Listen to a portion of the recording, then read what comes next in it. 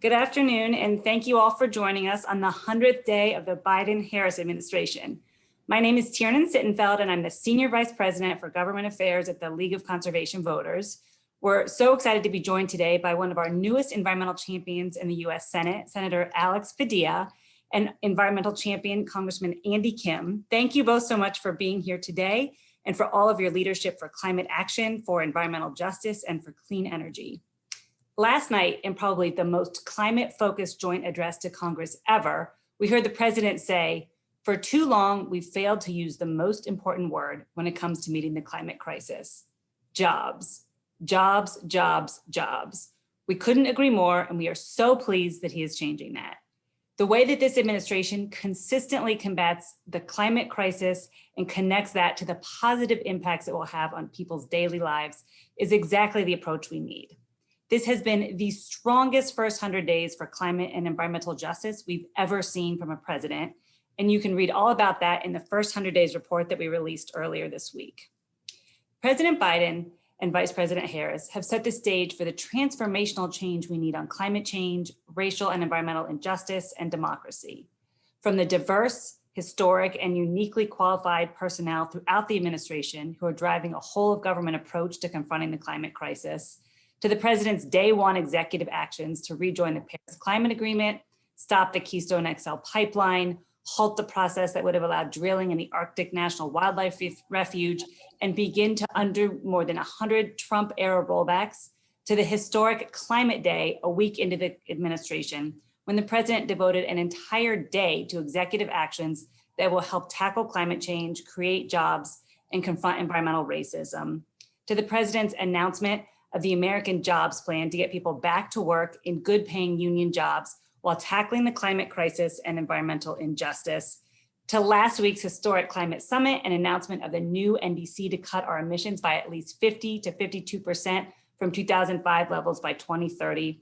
This administration has begun to deliver on almost every single one of the initial climate and environmental justice policy priorities LCV laid out ahead of Inauguration Day. And in the 117th Congress, we've been really encouraged by the progress of the pro-environment trifecta so far with the American Rescue Plan, the Senate methane CRA vote just yesterday, House passage of the For the People Act in DC statehood, and many great climate, energy, environmental justice, and clean water bills introduced, including Senator Padilla's Clean Commute for Kids Act to put more electric school buses on the road so children across the country can breathe easier as they return back to in-person learning. Of course, we are also so grateful for the Senate's swift confirmation of the Biden administration's climate dream team. So now it is critically important that Congress pass a transformational economic recovery package that centers climate ambition, good paying union jobs, and justice. And that's just what the American Jobs Plan will do. We believe that this legislation must put the US on the path to 100% carbon-free energy powering our electricity grid and new cars, buses, and buildings by 2035. A robust 10-year tax title is a critical part of this, as are complementary policies such as a clean energy standard, major electric vehicle charging infrastructure, and bolstering clean energy research and development.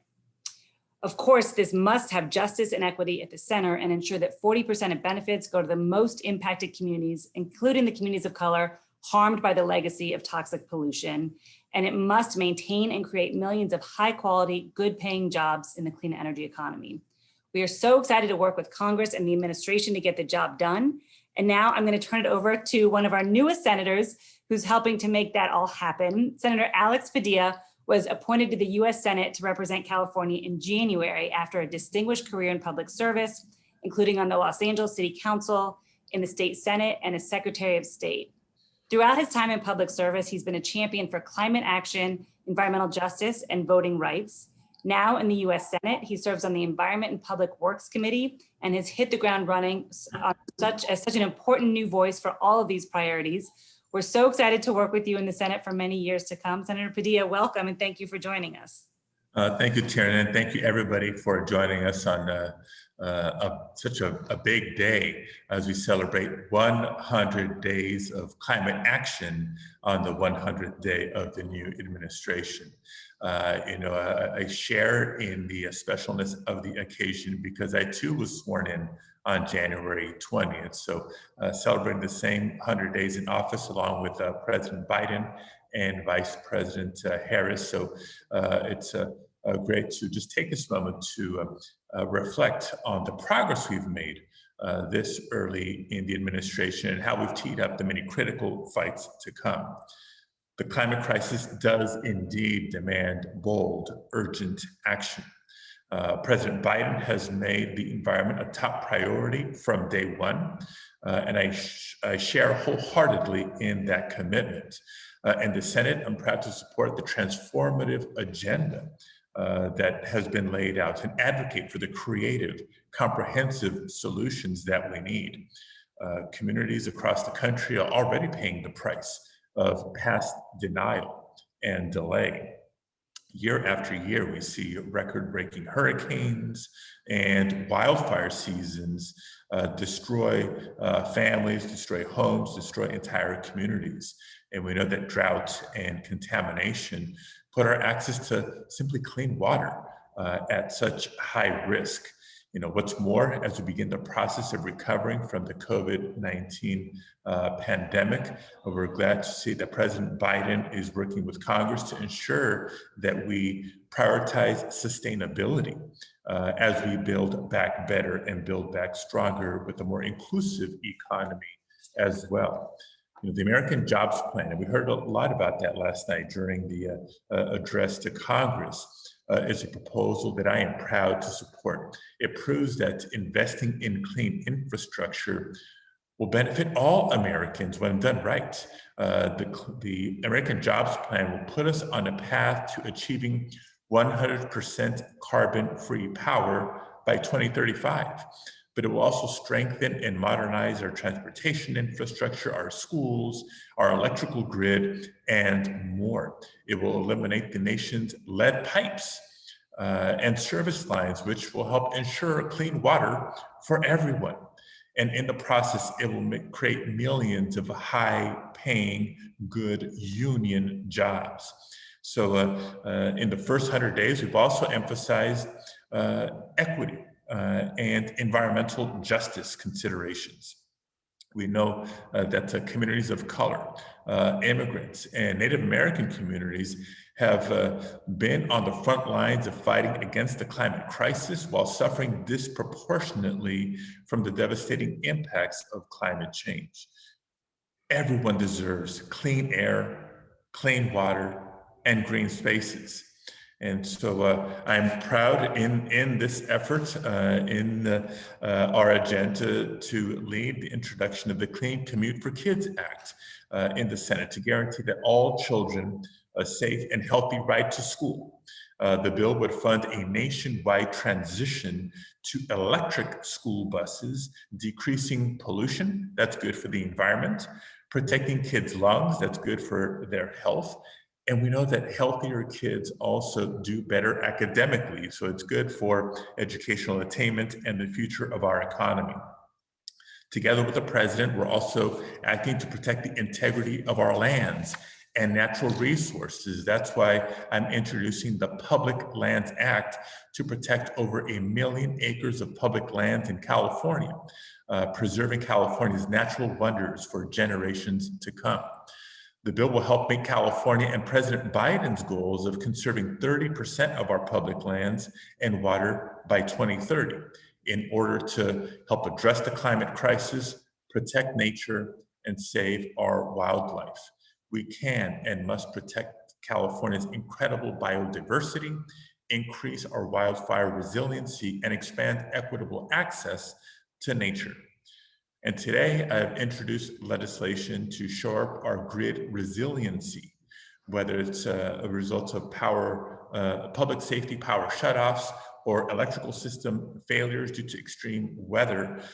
We must invest in grid resilience and modernization in order to keep the power on in impacted communities and foster the further integration of renewable energy sources. And in his first 100 days, President Biden has used his executive authority to begin undoing the dangerous regulatory decisions from the prior administration. On his first day in office, President Biden re-entered the Paris Climate Agreement. And on Earth Day, he followed through on his commitment by announcing a target of lowering emissions to 50 to 52% below the 2005 levels by 2030. And he's upheld his commitments to Indian country by pausing oil drilling in the Arctic and blocking the Keystone XL pipeline and strengthening tribal consultation. But now Congress must also act to secure this progress for the long term. Sustainability and equity belong at the heart of all legislation. So as you can see, these first 100 days give us all a lot to be hopeful for, and I am committed to meeting the climate crisis with the urgency that the science demands. So there's plenty of reasons to celebrate some success, but we know that this is simply the beginning. Thank you. Thank you so much, Senator Padilla. We couldn't agree more that there is so much to be hopeful for, but again, this is just the beginning. We're grateful for your leadership and also extremely grateful for the leadership of Congressman Andy Kim, whom we were proud to have helped elect when he first ran in 2018, and of course, proud to support his reelection last year and thrilled that he is back for his second term and look forward to working with him in the Congress for a long time to come. Before serving New Jersey's 3rd District in Congress, he worked in the Senate, the State Department, and the National Security Council. Congressman Kim has been outspoken about the fact that the climate crisis is a national security crisis, and he's worked to help make the Garden State a leader in a just and equitable clean energy future for all.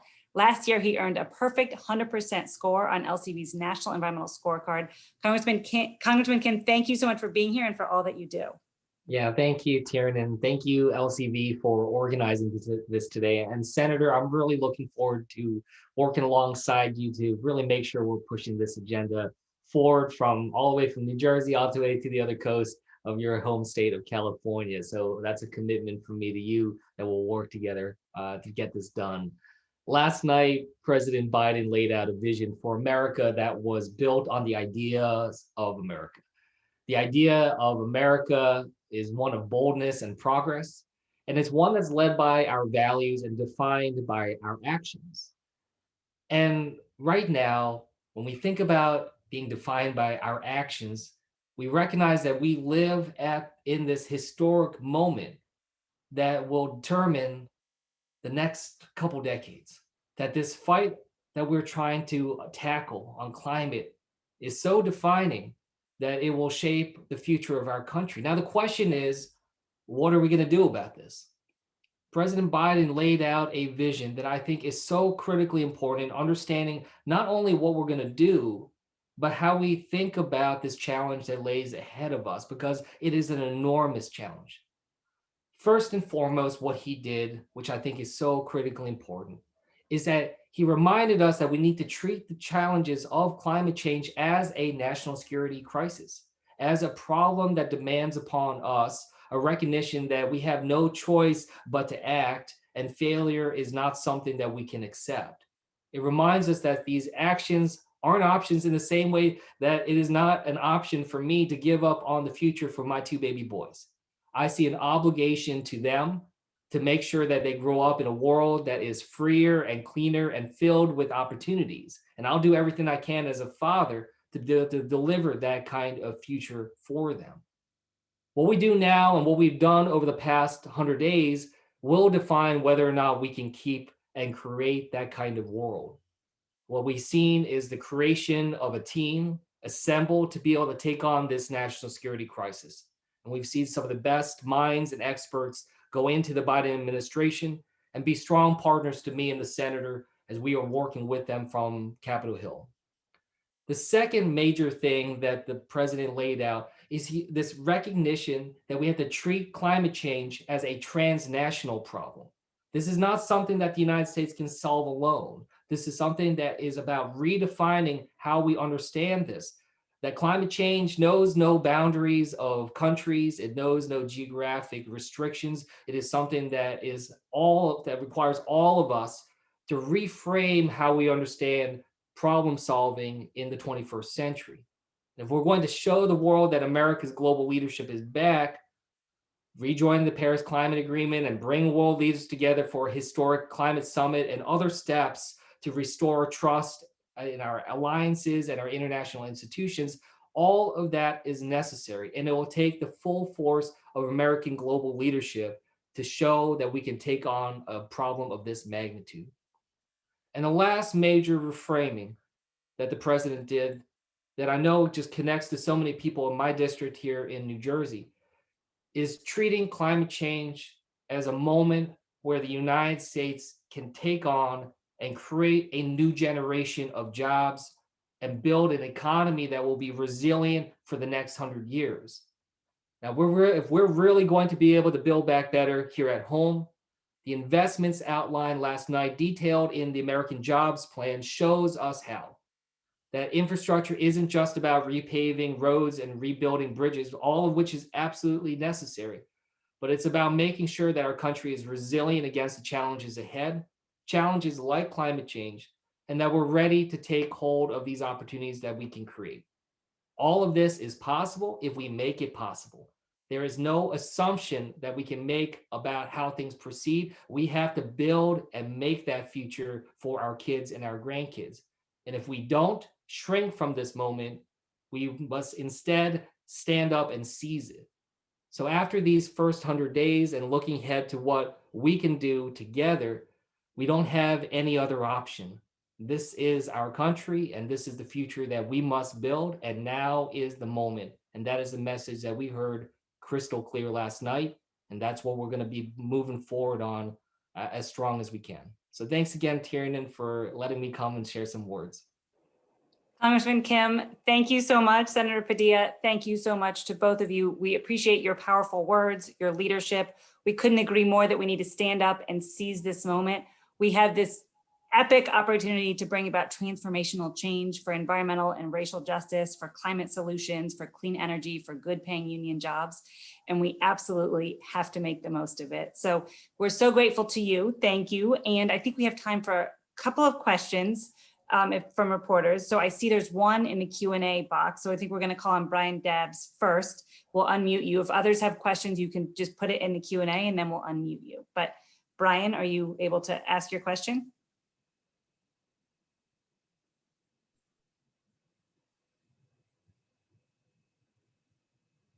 Looks like Brian is still on mute. Should I go ahead and ask? You can hear me now? There you go. Hi. Okay, thank you very much. Still grappling with the technology, obviously. I'm not sure if Senator Padilla is still on the call, but for Senator Padilla and Tiernan, I just wonder how you think the bipartisan methane vote kind of bodes for potential climate consensus and an infrastructure package, which is obviously the big target right now, as you all have been speaking to. And I just wonder how big of a priority bipartisanship is right now for climate at this stage in the game, in light of the science and in light of the Democratic majority. It looks like Senator Padilla did have to run. I know he had a very busy day, but I will jump in and share a quick thought and then turn it to Congressman Kim for any thoughts on bipartisanship. But from my perspective, as we were just discussing, we have this once in a generation opportunity and we need to go big and we need to go fast. And I am very skeptical of Republicans being willing to act at the scale that science and justice require. And time is not on our side when it comes to the impacts of the climate crisis, which are already devastating. The cost of inaction when it comes to climate are just staggering. So we think that Democrats need to use all the tools at their disposal and enact the American Jobs Plan in the coming weeks and months. But Congressman Kim, do you want to offer any thoughts on the question? Well, absolutely. Just 2 points from my opening remarks I just want to bring out, because if we are truly thinking about this as the national security crisis that it is, it demands upon us to be able to look at this and approach this in a bipartisan way. And hopefully all of us recognizing that that's what should be happening. But there's an urgency here. And if people are not getting on board, we still need to make sure that we are tackling this problem and we're getting it done. The other aspect of it that I thought was an important frame is about jobs and about innovation. I think all of us should be able to say that we want America to be the great innovator of the future, that we want us to be able to have that same technological edge in the 21st century as we did in the 20th century. And if that's not an argument that Republicans can get behind, that I don't know what else we can do here, because it really is just such a critical moment. So I really do hope that this new frame and this new push is a place where we can find the kind of Republican support that we need. But regardless, we have to make sure we're tackling this challenge. I don't have the time or the patience to be able to just put off this future or jeopardize the future for my kids simply because some people are not getting the understanding of how urgent this is. So that's something we certainly need to work on. Couldn't agree more. And the only other thing I would add, Brian, is that I think we saw from the Republican proposal on infrastructure last week that they're just not serious. The fact that they put that out on Earth Day and said nothing about climate action, about environmental justice, about clean energy, about good paying union jobs is really telling. And so we hope that Congress will move forward and go big and go fast and bring about the transformational change that we so badly need. So I know that Congressman Kim has to go in a minute. It looks like we have one more question from Molly. Molly, are we getting Molly into the queue to ask a question? Hi, can you hear me? Yes. Hi, Okay, Molly. great. Yeah, for Representative Kim, did you say he already had to run, or is he still No, he's with us? he's here. Okay, yeah, I just didn't know if you could broadly describe or characterize where infrastructure negotiations are, at least in the House. Obviously, there's a lot in the president's package, and I know the House, we've seen several bills, but can you just kind of broadly talk about where the negotiations are? Thank you. Yeah, we had some broad discussions prior to last night, looking at some of the key points that we're trying to get at in terms of what in the scope is going to be discussed. But we were really all waiting for last night to really kick things off. So yesterday was the real push. Hear it straight from the president, addressed to the nation about what it is that we need. So I know already today things are moving much faster and there's much greater specificity in terms of where things are. So we should see that really building up a lot over the coming weeks. I know that we already have a number of big discussions planned for when the House comes back in just a little bit in May. So we'll certainly have a lot more to share with you as we start to move forward in that direction. Okay, thank you. Great. Thanks, Molly. Thank you so much, Congressman Kim. And that will wrap it for us. If any of the other reporters who are on have other questions, can definitely follow up with the great communications team at LCV, and we're happy to chat more. But thanks, everybody. Have a good day. Take care. Bye-bye. Thanks, everyone.